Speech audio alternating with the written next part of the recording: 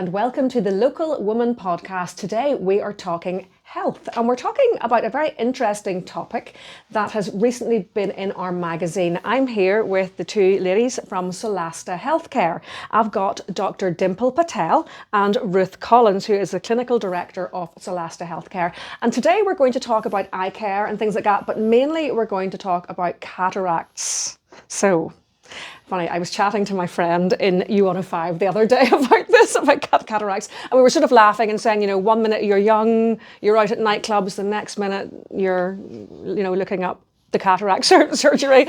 And it used to be that this was something that I really thought was for very old people, or something that happened to people in third world countries. I didn't realise that people who are a little bit younger got this problem. So I guess we'll start right at the beginning. What are they? What is a cataract? Cataracts are where the lens in the eye becomes cloudy. Yes. And so it stops letting so much light into the eye, and it can really cause dimming of the vision and making it more difficult for patients to see. And what kind of age does this happen around? The whole spectrum. Like, I thought it was sort of granny got it, but... Yeah, the majority of patients present when they're older, Yes. okay, thankfully.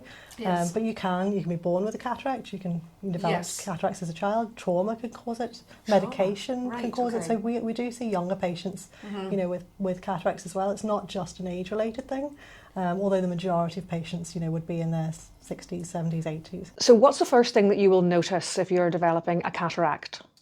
Early symptoms can be things like glare. Okay, so from headlights you're seeing more glare, making it more difficult to drive at night. That sounds like me, okay, right. Tick.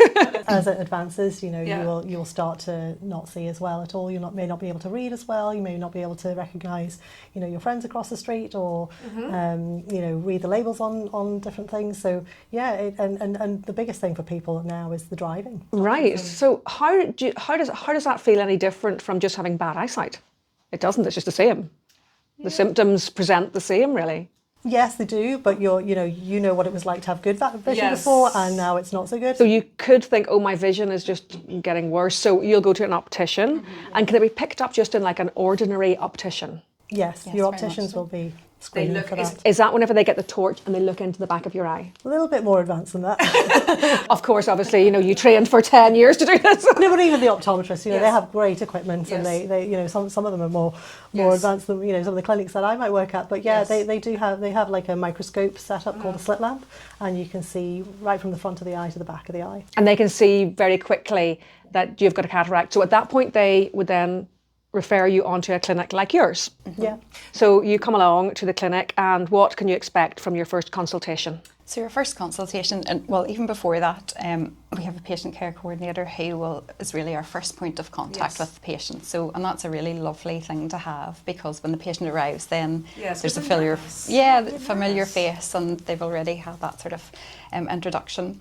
So Amanda is actually our clinic coordinator, our patient care coordinator. So she'll take the referral. She'll obviously arrange a suitable time for the patient to come to see one of our brilliant surgeons. Yes. So in that first day, the patient can expect a lot of tests, which are very similar to Yes. what they might have had done. And what kind of tests are those? So we will, they'll meet two of our nurses, and they will have a scan of the eye. Then there's another test that will kind of look at the dimensions Right. of the eye, which will dictate what lens we would put in if the Yes. patient proceeds for surgery. Then they'll have things like pressure tests, like a little, sometimes we don't have it, it's like a little puff of air that I've had that in the opticians, yes, a little puff. I've always wondered what that is. So that measures the pressure in your eye. We have a little instrument that does something just very similar. And then just usual sort of vision checks. So that's the part that we would do. So there's nothing painful? So there's nothing painful at all. Right, that's what we want to know. Nothing painful, so nothing to be worried about. Nothing to be worried about. And then the patient will then go to see one of our consultants. So we'll do those tests initially, and then they'll go and have other tests done by yourselves, and a conversation and a chat. Do you want to talk about that? When they come in to us from having had their vision done and the Yes. pressures done, we've had a look at those scans, we've had a look at the information from the optometrist, and then we examine the patient ourselves. Yes. So again, on a slit lamp, which is like a microscope, sitting on a platform, and they sit opposite you. You can look right through their eye from the front to the back, make sure what the optometrists are saying about it being cataract and that there's no other health problems of their eye, and then generally check over their medical health. Yes. You know, are they fit for lying down for surgery? Do they have any other health issues? And what other health injuries would be a problem? Well, you know, we need our patients to lie flat during surgery, or relatively flat.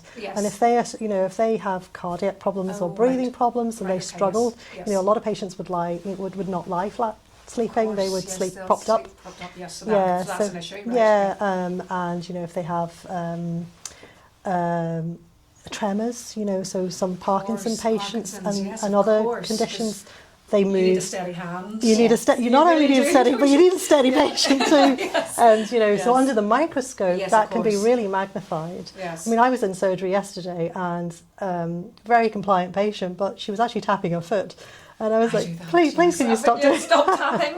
because it was magnified under the Yes, of course, microscope of course. and making it more tricky. But, you know, and obviously you want the best outcome for your patient. Yeah. So there's things like that that you just need to or know. if they've maybe any other sort of eye concerns that maybe need Yes. addressed first. Yes. You know, Right. so that might, sometimes that comes up. Although I would have to say a lot of our referrals, the quality of them, we will be able to tell quite quickly, Yes. like, you know, from a triage kind of point of view, Yes. if they are suitable before they even come. Now, there's a certain element of squeamishness when it comes to eyes. Obviously not for you, but for us. And we think, oh, this sounds like it's going to be very sore. And I know this kind of surgery was harder back in the day, and you sort of imagine, you know, knives and eyeballs and all sorts of things. It's not like that now, is it? It's not at all. It's you know, patients are very nervous when they come in. You Yes. know, and we've all got a different sort of things that we've got Yes. fears of. But you know, for the most part, it's painless and very. Is it painless?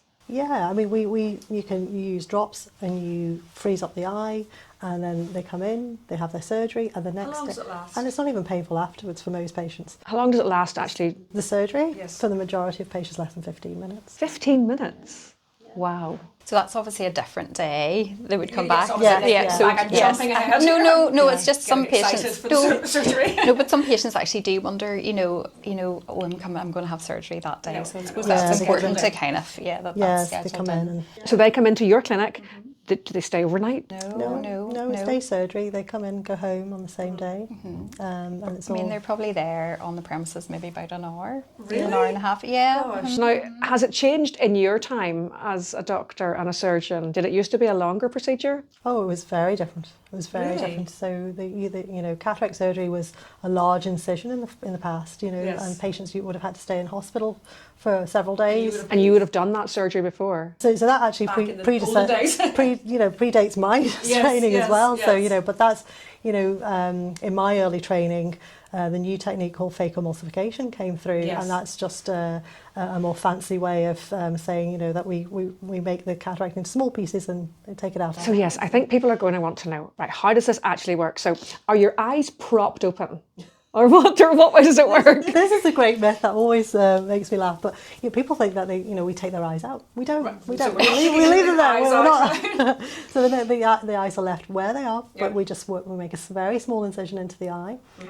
We use a little clip to keep the eyelids open. Much like you would be clipped open, ladies, to get your lashes done. Yeah, actually true. A lot of people love to go and get those and you're things. fine with that. Yeah, exactly. So yes, they come in, and it's all under while the patient's awake. So are you sedated in any way? No. No. No, because it's not painful. No. Not even like a little injection, nothing. They get some anaesthetic around the eye, and that's Right. it. Okay, so they don't feel any discomfort at all. And then before they realise it, so most patients actually fall asleep. We have patients who fall Yeah, asleep they under the do, microscope. yeah. Oh, absolutely, it's amazing. So you just go in, you make a little incision. Little incision. Which is like a pinprick. I mean, when Yeah. you say incision, It's it's not less a than huge 3 wound. millimetres. So Right. it's a 2.4 millimetre Yes. wound. So small. It seals itself. There's no stitches. The pupil's already been dilated before because the lens of the eye, Yes. the cataract is behind that. Yes. And then we're taking the nucleus, as we call it, or the body of that lens out. Matter, With the a- cloudy matter is Yeah. coming out. And it's like a pencil that we use. We just put it into that little wound, and then we can Suck it out. right.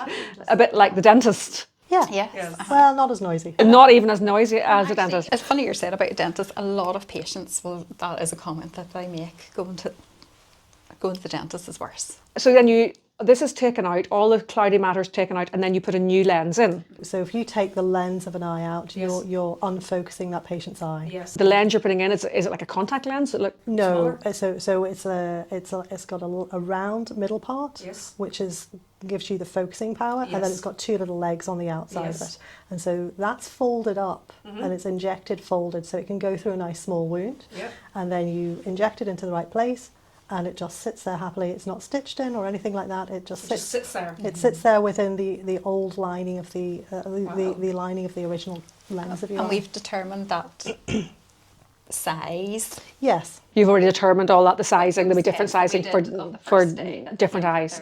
So then you say to the person, that's you're done, and take off the little things, and are they sort of blinking, going, oh. So you cover the eye for the night. For the night, right? Yeah.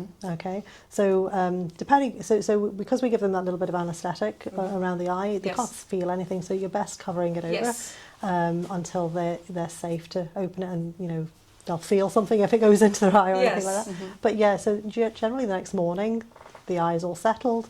It's there's very little redness or anything like that, and they're very comfortable. And what do they say to you whenever they say the next morning? This is something that you'll probably know about. How do they feel whenever they wake up and look in the mirror? It's actually a lovely conversation to have, Kim, with them. And we would always phone our patients the following day. And obviously then they come back to see us, Yes, post-operatively. But we phone them the following day, and we're just checking, how they've got on overnight.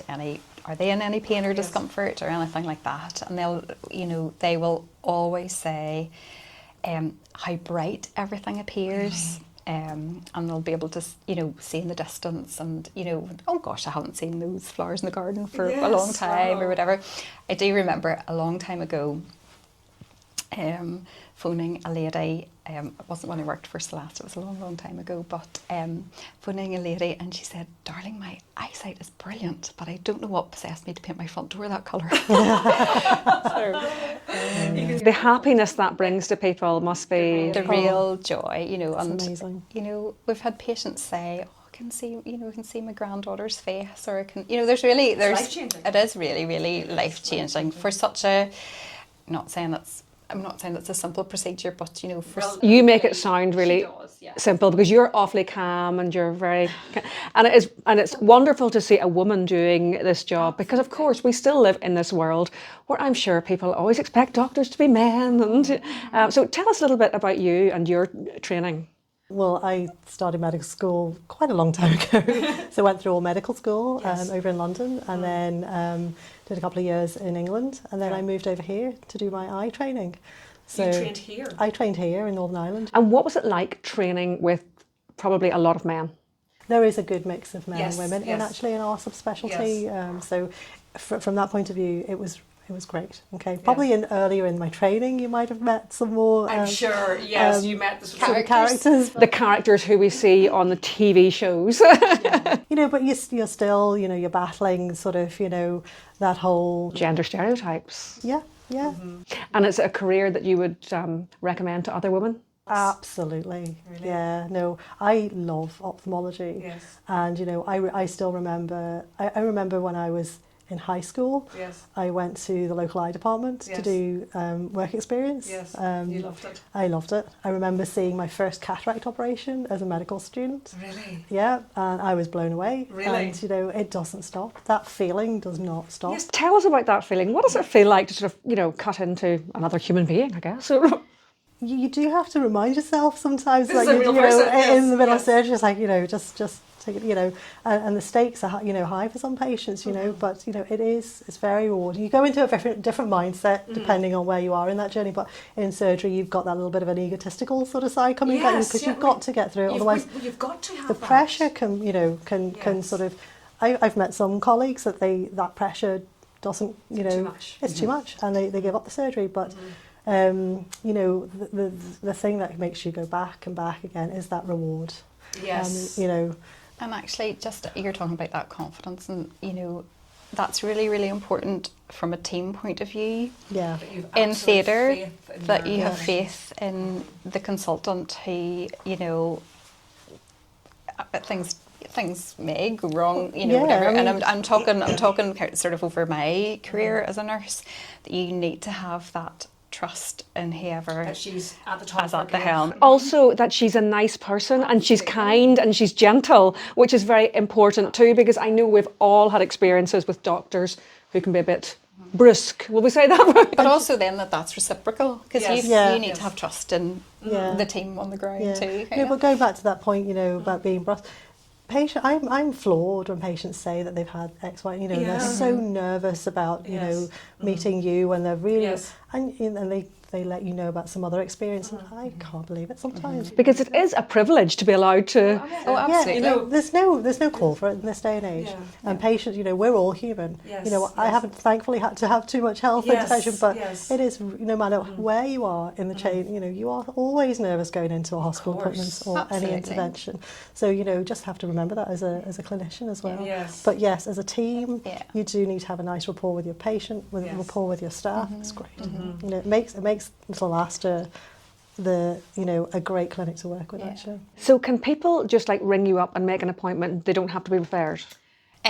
We prefer if they are referred, just for the reasons that we said, and we will always ask they go back to their optometrist for a referral, and it's only for the reasons that we've spoke about earlier on. If they have any sort of underlying health conditions, if they do have a significant tremor, if they, you know, need some kind of physical support that maybe we wouldn't be in a position to maybe offer them. So it's sort of to make sure that the right patient, not the right patients are coming, that it's a good experience for the patient when they arrive, and that we will be able to help them with some respect. I mean, we spoke about nervous patients earlier on, you know, even to have that information, so those patients... This is a nervous patient, yes, that even that's useful. Even to know that the patient's anxious, you know, we would offer them to come down to the clinic and have a little look around when it's quiet, you know, and to have a look at the equipment, you know, before their initial, just so that they feel informed and can make a good decision. Now, we've done that a few times. It doesn't happen very often, but it's actually, you know, been very successful when we have done that. You can allow a bit more time. And you know, if you have that little bit of knowledge beforehand, you know, the patient gets the best out of that consultation, that initial consultation. And sometimes actually you can direct a patient to, you know, a person who, you know, or a clinician who can just... might be better suited to them. Just that different temperament. Now, of course, this is a private clinic, so there is a cost involved. Are there payment plans, that kind of thing? So we do offer finance for our patients, and we have some insurance options as well, that the patients can utilise their insurance, and then self-paying. Of course. And what about waiting lists? So if I went in on Monday, how soon can I have my surgery? If you came in on Monday, again, it would really be up to, you know, when you might be free and then when our consults are free. So generally within a few weeks we could we can do that, unless you want to see a particular surgeon. And how many surgeons do you have working with you? So we have 5 at the minute. And you're in the hands of the absolute experts at Solasta Healthcare. Now, how do we get in touch with you? Websites. So our website. It's here. That's easy, isn't it? And obviously you're on Facebook and you're on Instagram. Look under Solasta Healthcare. And of course in Local Woman magazine you have a column, which is really interesting, because this month you talked about a lady who was 73 and she had come in and she couldn't believe the difference. And it changed her life. You're changing people's lives, even for ladies who live at home on their own, or older people who live at home on their own, and that gives them that extra time at home because they can still see and not tripping. And I mean, I think that's really important, you know, as we get older, you know, to be able to remain at home and have that confidence, so important, you know, is so important. And to be able to still drive, and to, even if it's just a little tootle to the shops, you know. That's the common thing that they say, is maintaining their independence. They don't want to give it up. And if anybody is having problems with their eyesight, again, I thought it was for older people, do go to your optician and ask them to check, you know, and don't just assume, oh, I'm just getting older and my eyesight's getting bad. It could be a cataract. Absolutely. Regular health or eye checkups are really important. Texting us going, you come back, you know, and we really do need to listen. We do need to have all these appointments every 2 years. We really do. Well, ladies, I think that's everything for the time being, and it's been lovely talking to you both. Thank you for putting our minds at ease, and thank you for telling us all about your career. It's very awe-inspiring. Thank you very much to the two ladies from Solasta Healthcare. That's Ruth Collins and Dr. Dimple Patel. Thank you. Thank you.